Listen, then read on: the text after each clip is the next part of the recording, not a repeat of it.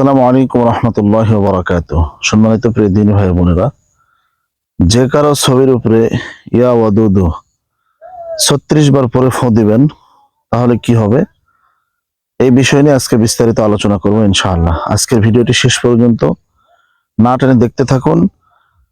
যে কারো ছবির উপরে ইয়া ওয়াদুদু 36 বার পরে ফু দিবেন, ভালোবাসার টানে কামরূপ কামাক্কা থেকে বিদেশ যেখানে থাকুক না কেন, মালয়েশিয়া যেখানে থাকুক না কেন, ইনশাআল্লাহ আপনার প্রেমে ছুটে আসবে, পাগল হয়ে যাবে, আপনাকে ভালোবাসার জন্য পাগল হয়ে যাবে ইনশাআল্লাহ।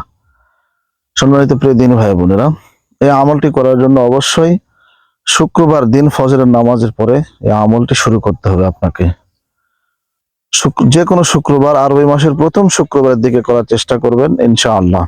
প্রিয় দিনী ভাই বোনেরা, আমলটি করার জন্য অবশ্যই আপনি সর্বপ্রথম ওযু করে নেবেন। ওযু করে পাক পবিত্র হয়ে নেবেন। আল্লাহুম্মা সাল্লি আলা মুহাম্মদ ওয়া আলা আলি মুহাম্মদ কামা সাল্লাইতা আলা ইব্রাহিম ওয়া আলা আলি ইব্রাহিম ইন্নাকা হামিদুম মাজিদ। আল্লাহুম্মা বারিক আলা মুহাম্মদ ওয়া আলা আলি মুহাম্মদ কামা বারাকতা আলা ইব্রাহিম ওয়া আলা আলি ইব্রাহিম ইন্নাকা হামিদুম মাজিদ। ওযু করে উঁচু স্থানে বসবেন, চেয়ার টেবিলে বসবেন। বসার পরে এই দরুদটি আপনি 11 বার পাঠ করে নেবেন। নেওয়ার পরে আপনি যাকে ভালোবাসেন তার ছবিটি এভাবে সামনে নেবেন। নেওয়ার পরে তার ছবির উপরে, মুখের উপরে অথবা চোখের উপরে হাত দিয়ে, মুখমণ্ডলের উপরে হাত দিয়ে ইয়া ওয়াদুদু পড়বেন 36 বার।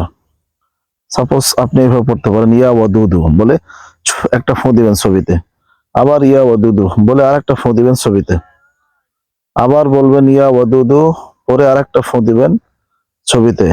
ঠিক আছে? এভাবে 36 বার পরে 36টা ফু দিবেন। দেওয়ার পরে আপনি আবার দরুদ ইব্রাহিম 11 বার পাঠ করবেন। দরুদ ইব্রাহিম 11 বার পাঠ করা হয়ে গেলে আপনি এই ছবিটা আপনি কি করবেন? এই ছবিটা আপনি এই আমলটা আগে 3 শুক্রবার করবেন। করার পরে ভিন্ন ভিন্ন 3 শুক্রবার 3টা ছবি আগুনে পুড়িয়ে দিবেন, পুড়িয়ে ছাই করে দিবেন ইনশাআল্লাহ। ছাই করে দেওয়ার পরে ওই ছাইটা আপনি নদীর হোক অথবা পুকুরের পানিতে হোক, মাছ যেখানে থাকে সেখানে ফেলে দিবেন।